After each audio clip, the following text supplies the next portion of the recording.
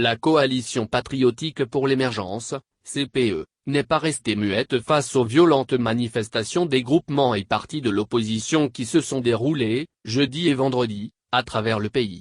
Dans une déclaration lue le 14 août, à Abidjan, par son président, Johnson Adiko, la CPE qui se réclame pourtant de l'opposition n'a pas été tendre avec ses compères. Elle a vivement condamné leurs agissements. Des actes qu'elle qualifie de dangereux, violents et haineux. À voir de près les agissements de l'opposition, elle transmet la haine et la violence en lieu et place de propositions crédibles. Elle se veut démocrate, pourtant elle refuse de s'en remettre aux institutions. Elle se veut parfois socialiste, tout en rejetant la cause sociale.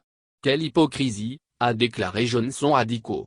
Et d'ajouter, ce jeu dangereux auquel s'adonne l'opposition ivoirienne masque difficilement son incapacité à battre le président Ouattara par des moyens autres que la violence.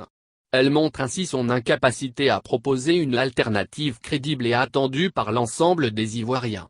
Pour la CPE, il n'est pas question que les Ivoiriens retombent dans la roublardise politique, dans la fanfaronnade qui a pour seul objectif la satisfaction de l'intérêt personnel.